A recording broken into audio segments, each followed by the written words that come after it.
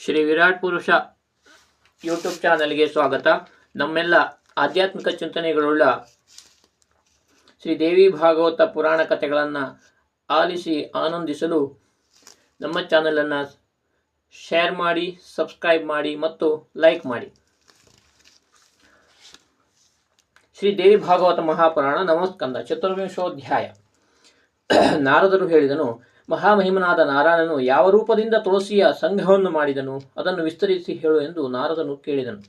ನಾರಾಯಣನು ಹೇಳಿದನು, ಮಹಾಮಹಿಮೆಯುಳ್ಳ ನಾರಾಯಣನು ದೇವತೆಗಳ ಕಾರ್ಯಸಿದ್ಧಿಗಾಗಿ ಶಂಖಚೂಡನಲ್ಲಿದ್ದ ಕೃಷ್ಣ ಕವಚವನ್ನು ಮಾಯೆಯಿಂದ ಅಪಹರಿಸಿ ಪುನಃ ಶಂಖಚೂಡನ ರೂಪವನ್ನು ಹೊಂದಿ ಅವನ ಹೆಂಡತಿಯ ಪಾತಿರತ್ಯ ಧರ್ಮನಾಶದಿಂದ ಶಂಖಚೂಡನನ್ನು ಕೊಲ್ಲಿಸಬೇಕೆಂಬ ಅಪೇಕ್ಷೆಯಿಂದ ಆ ದೈತ್ಯನ ಹೆಂಡತಿಯಾದ ತುಳಸಿಯ ಮನೆಗೆ ಹೋದನು.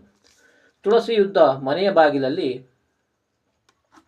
ನಗಾರಿಯನ್ನು ಬಡಿಸಿ ಜಯಶಬ್ದವನ್ನು ಮಾಡಿಸಿದನು. ಆ ಧ್ವನಿಯನ್ನು ಕೇಳಿ ಪತಿರತೆಯಾದ ತುಳಸಿಯು ಪತಿಯು ಜಯಿಸಿದನೆಂಬ ಹೆಚ್ಚಾದ ಸಂತೋಷದಿಂದ ಕೂಡಿ ಬಹಳ ಪ್ರೀತಿಯಿಂದ ರಾಜಮಾರ್ಗವನ್ನು ಕಿಟಕಿಯ ಮೂಲಕವಾಗಿ ನೋಡಿದಳು ಮತ್ತು ಬ್ರಾಹ್ಮಣರಿಗೆ ಧನವನ್ನು ದಾನ ಮಾಡಿ ಮಂಗಳ ಕಾರ್ಯಗಳನ್ನು ಮಾಡಿಸಿದಳು. ಹೊಗಳ ಭಟರಿಗೂ ಭಿಕ್ಷಕರಿಗೂ ಶುಭವರ್ತಮಾನವನ್ನು ಹೇಳಿದವರಿಗೂ ಧನವನ್ನು ಕೊಟ್ಟಳು. ಶಂಖಚೂಡನಾದ ನಾರಾಯಣನು ರಥದಿಂದಿಳಿದು ಬಂದು ಬೆಲೆಯುಳ್ಳ ರತ್ನಗಳಿಂದ ಕಟ್ಟಿದ ಸುಂದರವೂ ಮನೋಹರವೂ ಆದ ತುಳಸಿ ಮನೆಗೆ ಹೋದನು. ಆ ತುಳಸಿಯು ಸುಂದರವಾದ ತನ್ನ ಪತಿಯನ್ನು ತನ್ನೆದುರಿಗೆ ಕಂಡು ಪ್ರೀತಿಯಿಂದ ಅವನ ಪಾದವನ್ನು ತೊಳೆದು ನಮಸ್ಕಾರ ಮಾಡಿ ಹತ್ತಳು. ಇಲ್ಲಿ ಹತ್ತದು ದುಃಖದಿಂದಲ್ಲ, ಅಪಾಯಕರವಾದ ಯುದ್ಧದಲ್ಲಿ ದೈಯೋಗದಿಂದ ಲಭಿಸಿದ ಜಯದ ಒಂದು ವಿಧವಾದ ಸಂತೋಷಾತಿಶಯದ ಭಾವದಿಂದ. ಕಾಮಾತುರಳಾದ ತುಳಸಿಯು ತನ್ನ ಪತಿಯನ್ನು ಸಿಂಹಾಸನದಲ್ಲಿ ಕುಳ್ಳಿರಿಸಿ ಉಪಹಾರವಾದ ಮೇಲೆ ಪಚ್ಚಕರ್ಪೂರದಿಂದ ಕುಡಿದ ಸುವಾಸನೆಯಾದ ತಾಂಬೂಲವನ್ನು ಕೊಟ್ಟಳು.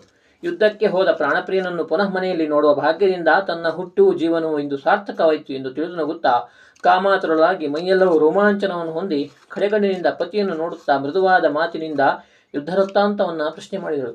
ತುಳಸಿ ಹೇಳಿದಳು, ಲೆಕ್ಕವಿಲ್ಲದಷ್ಟು ಪ್ರಪಂಚವನ್ನು ಸಂಹಾರ ಮಾಡುವ ಶಿವನೊಡನೆ ನಿನಗೆ ಯುದ್ಧವು ಪ್ರಾಪ್ತವಾಗಿದ್ದಿತು.